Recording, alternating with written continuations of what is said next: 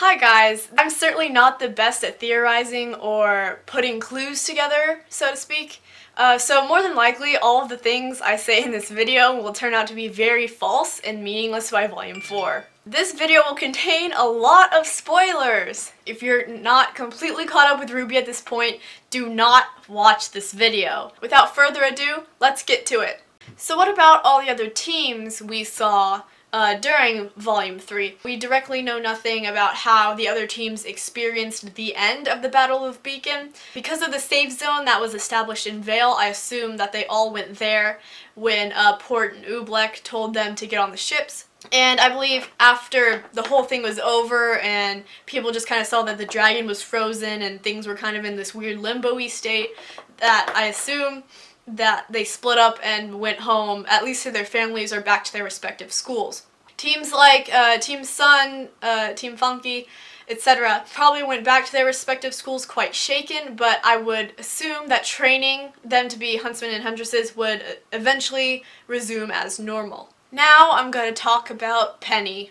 If Penny is to be rebuilt, I doubt it will occur this volume. Rooster Teeth will most likely want Penny's return to happen when viewers are expecting it less. This would happen much further down RWBY's timeline, so I really doubt it will happen in this volume. Obviously, she can be rebuilt, and I think she definitely will be, but I suspect this will take a significant amount of time. The real question lies with her AI, or artificial intelligence. When Penny is to be rebuilt, my prediction is that her AI will be similar, but not the exact same as when she knew RWBY and everyone else at Beacon. Atlas would likely want to improve her program, her mechanical body, and her AI, and Penny's parts were left in the arena after she was destroyed and the Nevermore broken.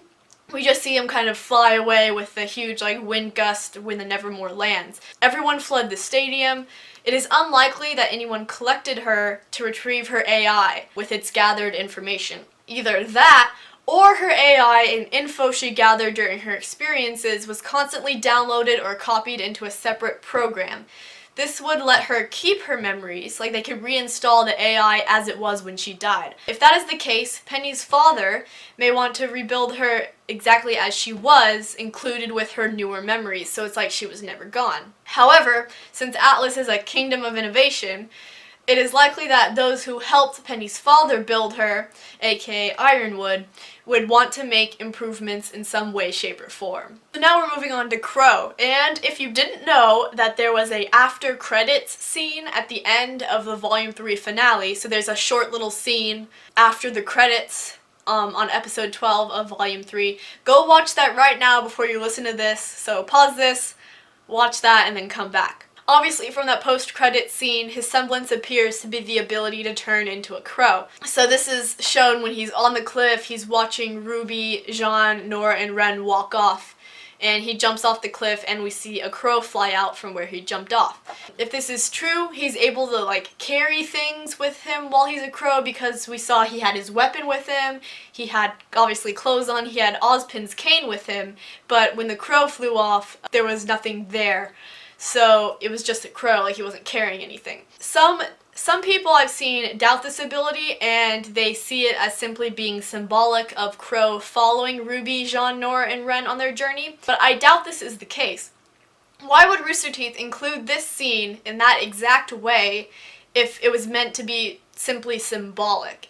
Why would Qrow jump off a cliff like that instead of just climb down or something? And obviously his name is very important to this as well. It sounds exactly like Qrow, it's slightly spelled different. And also the Qrow symbolism throughout the entire series. Obviously there's one in Brawl in the Family, which I believe was episode 3 of Volume 3, and we see several crows and other bird-type creatures throughout the color trailers and other episodes in the entire series. Qrow appears to be using this ability to follow RWBY, Jean, Ren, and Nora on their trip to Haven. Now, my question is, would Qrow really need to be in the form of a crow to follow them? I assume since RWBY is so close to Qrow, wouldn't she know that his semblance was to turn into a crow? So she would see a crow following them and be like, "Uncle Qrow, come out, I know that's you." It could also be an extra protective measure, like there's a huntsman actually following them, but he doesn't, maybe someone's looking for him since he has Ozpin's weapon. He could actually also be following them normally. He could, in Volume 4, we see him walking with them normally, but the scene was meant to reveal his semblance and to just give him a quick means to like go down and follow the group. Okay, now we're gonna move on to do a quick thing about Roman and Neo. So, based on the RWBY Volume 3 live stream, Roman is very much dead. Even Gray's, on his Twitter account, his location is put as in the belly of the beast, because he's Roman's voice actor. So I was very skeptical at Roman's death at first, since he was swollen whole and not bitten into. Then the Grimm's body could have, and his stomach could have somehow protected Roman from the exploding ship. However, the livestream members talked about how Roman was meant to be a small pawn in the whole grand scheme of things. They originally didn't plan for him to appear really past Volume 1 at all, and they basically confirmed him dead on the live stream. I do realize that the RWBY crew, Qrow, can be very vague and such about giving plot points away. Like, for example, on the AfterBuzz show, Miles and Carrie didn't really want to confirm anything. They just said what happens on screen happens on screen. But I truly believe that that is it for Roman. So Neo, who flew off the ship in her umbrella, is not dead. She will eventually return. They would not kill a character like Neo off by having her float away on her umbrella and having her eaten by griffins off screen.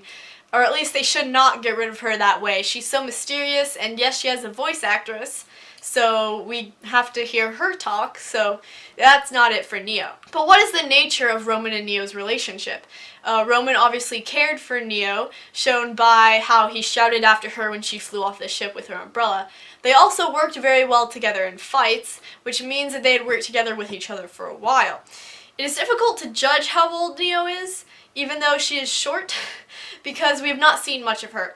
Knowing her age would probably give me a better idea about her and Roman's relationship. I am unsure as to the complete nature of their relationship at this time, but right now I'm leaning towards them being very good friends who met through a crime network of some sort.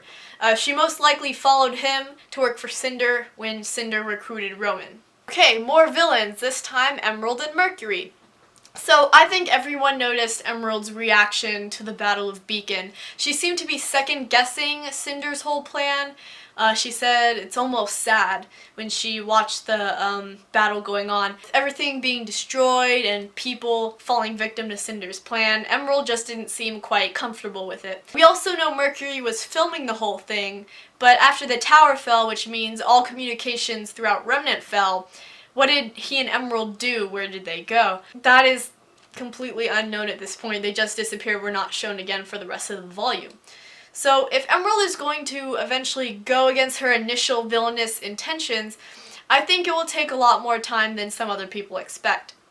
This was just the first glimpse at Emerald's potential true beliefs. I will speak about Cinder momentarily, but unless Cinder actually died or disappeared, I think Emerald will remain loyal to the villains and Cinder's faction for a while. Now, I also assume that Emerald and Mercury ran off together. Still don't really know where.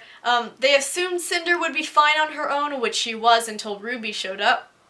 And I guess they most likely returned to their headquarters, waiting for Cinder to return victorious or waiting to be called back to Beacon when the whole thing was over.